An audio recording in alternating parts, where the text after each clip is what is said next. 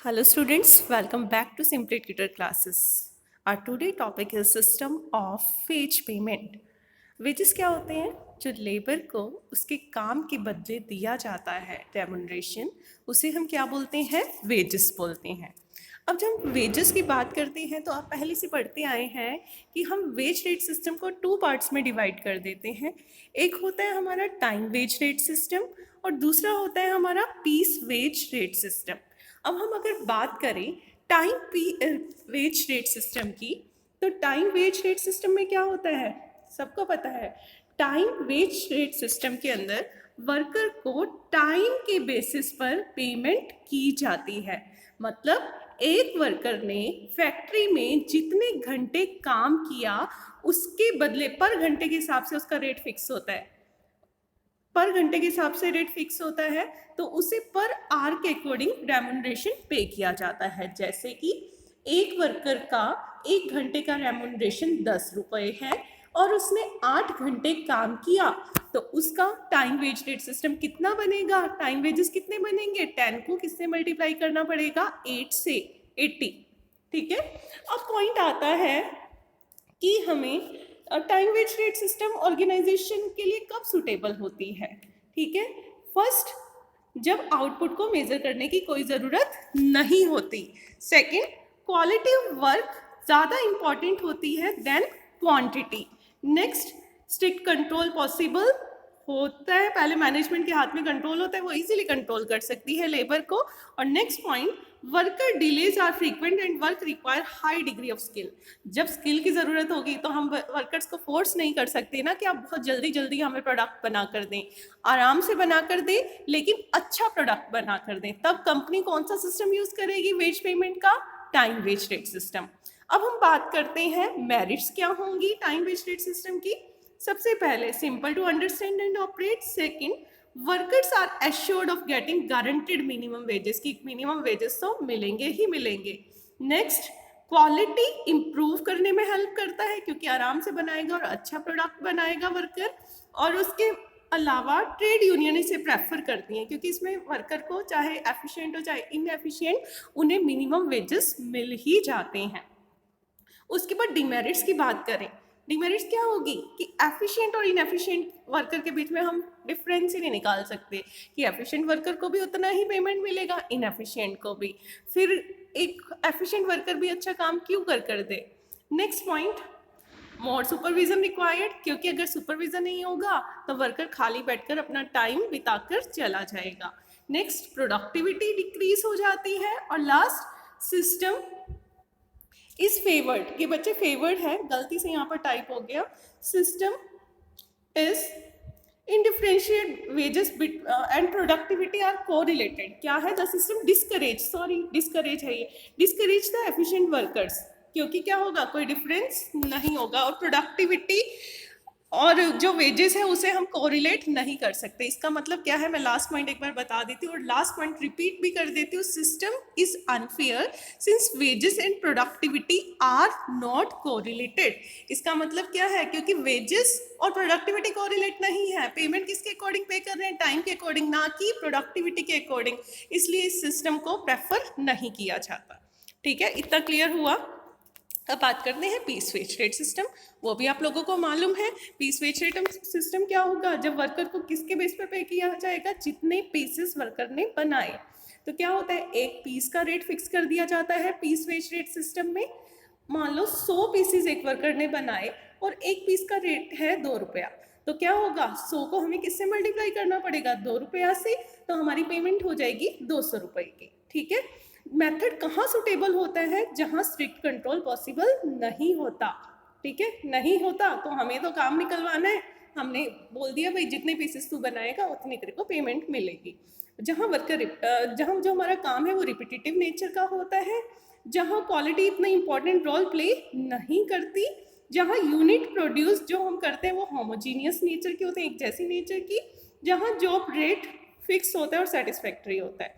अब हम मेरिट्स की बात करें, बहुत सिंपल होता है समझना और ऑपरेट करना। सेकंड बात करें, worker paid according to their merits, worker को मेरिट के बेस पर पे किया जाएगा। एफिशिएंट वर्कर को पूरा चांस मिलेगा अपनी एफिशिएंसी, मतलब हम इजीली इस वेज रेट सिस्टम में डिफ्रेंशिएट कर सकते हैं एफिशिएंट वर्कर और इनएफिशिएंट वर्कर्स के बीच में।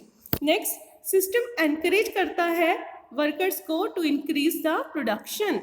आइडल टाइम को भी रिड्यूस कर सकते हैं, क्योंकि हम तो पेमेंट कैसे कर रहे हो भाई, जितना तू काम कर देगा उतनी तुझे पेमेंट मिलेगी, अगर तू बर्बाद करेगा टाइम तो तुझे पेमेंट नहीं मिलेगी।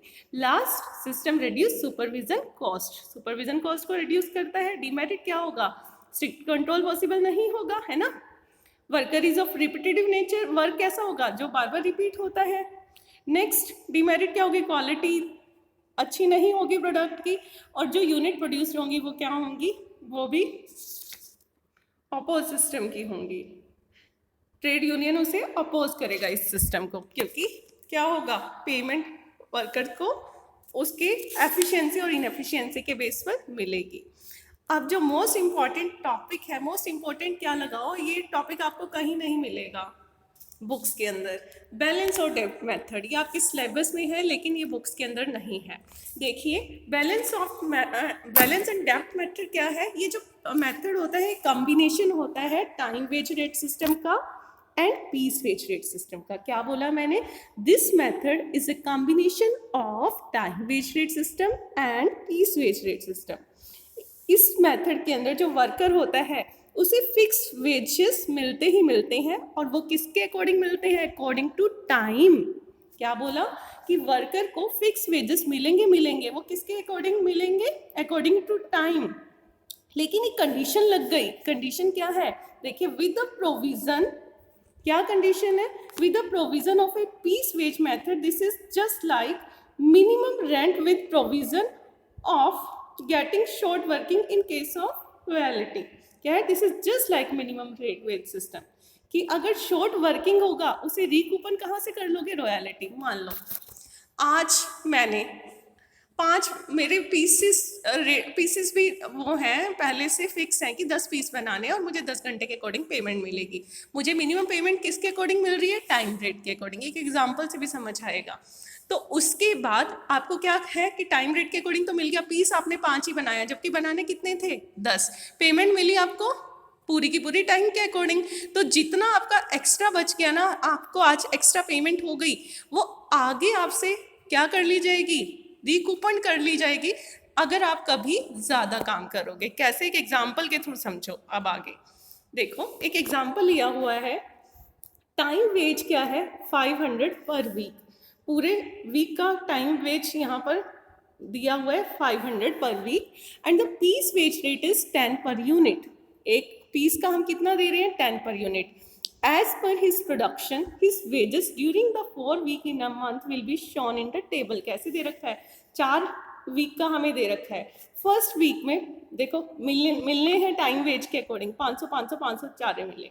पहले वीक में उसने 54 पीसेस बनाकर दिए, सेकंड में 48, थर्ड में 50 और फोर्थ में 51। पीस वेज के अकॉर्डिंग अगर हम पेमेंट निकालें, 10 रुपया मिल रहे हैं उसे 1 घंटे का, 54 घंटे का 540, लेकिन मिले उसे कितने, 500 मिलेगा कितना, तो 40 क्या हो गया, क्रेडिट। 40 कहाँ चले गए उसकी, क्रेडिट। मतलब उसने 40 रुपए का एक्स्ट्रा काम कर दिया और ये वर्कर के क्रेडिट में आ गए। नेक्स्ट वीक देखो उसने कितने बनाए, 48, तो उसका कितना पीस वेज बना, 480, लेकिन मिले फिर भी उसे 20। ठीक है, तो हमारा जो बैलेंस था पहले हफ्ते तो 40 हो गया, क्रेडिट में 20 इसका क्या कर दिया, इसने 20 रुपए का कम काम कर दिया है। लेकिन पहले हफ्ते उसने 40 रुपए का एक्स्ट्रा काम कर दिया था, इस बार उसने 20 रुपए का कम काम कर दिया है, तो बैलेंस कितना बचा, कम हो गया ना, 40 में से 20 गया, 20। क्लियर हुआ इतना। नेक्स्ट वीक पर आ जाओ। नेक्स्ट वीक में उसने पूरा 50 घंटे काम किया, मतलब जितना टाइम वेस्ट था उसके इक्वल, ना तो कुछ क्रेडिट में गया, ना तो उसने ज़्यादा काम कर दिया, ना ही कम, तो इक्वल बैलेंस वही ऊपर वाला ही चलता है, 20 का 20। लास्ट वीक में देखो उसने क्या किया, 51 आवर्स काम किया, तो पीस वेज उसका कितना बना, 510। मतलब उसे मिले कितने, 500। पे कितना कर रहे हैं हम, टाइम वेज के अकॉर्डिंग। 10 रुपए जो उसने एक्स्ट्रा काम कर दिया, ये उसके क्रेडिट में चले गए। 20 रुपए पहले से आ रहे थे उसके क्रेडिट में, 10 रुपए और, तो 30 रुपए। मतलब आगे अगर वो कभी 30 रुपए का कम काम करेगा तो वो इसके थ्रू कंपनसेट हो जाएंगे।